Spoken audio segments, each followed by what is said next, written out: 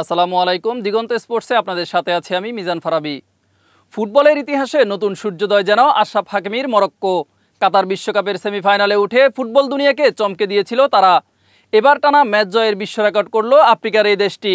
2022 বিশ্বকাপে প্রথম আফ্রিকান দল হিসেবে সেমিফাইনালে গিয়ে নিজেদের অবস্থান জানান দেয় ইয়াসিন বুনোর দল। এরপর আর থামেনি আটলাস লায়ন্স খ্যাত মরক্কো। 2026 বিশ্বকাপে আফ্রিকার প্রথম কোয়ালিফায়ার হিসেবেও জায়গা নিশ্চিত করেছে তারা। কঙ্গোর বিপক্ষে 1-0 গোলের জয় তাদের এনে দিল চলমান বাছাই পর্বে টানা 8 ম্যাচে জয়।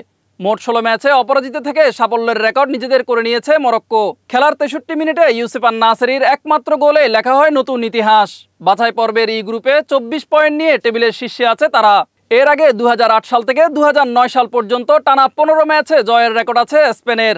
এবার সেটাকেও ছাড়িয়ে টানা 16 ম্যাচে জয় তুলে নিয়ে বিশ্ব রেকর্ডের সিংহাসনে বসল আফ্রিকার এই দেশটি। গেল 19 মাসের যাত্রায় প্রতিপক্ষের জালে 50 গোল দিলেও নিজেরা হজম করেছে মাত্র 4 গোল। ডিফেন্স থেকে আক্রমণ সবখানে দুর্দান্ত দাপট দেখিয়ে যাচ্ছে আশরাফ হাকিমির দল। এই জয়ের রেসে টিকে থাকলে আগামী ফিফা উইন্ডোতে প্রীতি ম্যাচে আরও বড় রেকর্ড করতে পারবে মরক্কো। আফ্রিকার ফুটবলে লেখা হবে নতুন ইতিহাস। এদিকে নানান নাটকীয়তায় ফিফা অনূর্ধ্ব-20 বিশ্বকাপে ফ্রান্সকে টাইব্রেকারে হারিয়ে প্রথমবারের মতো ফাইনালের টিকিট নিশ্চিত করেছে আফ্রিকার দলটি। 2005 সালে চতুর্থ হয়ে থেমে যাওয়া মরক্কো এবার নিজেদের নিয়ে গেল ইতিহাসের সবচেয়ে বড় মঞ্চে। আগামী 20 অক্টোবর ফাইনালে আর্জেন্টিনার মুখোমুখি হবে মরক্কো।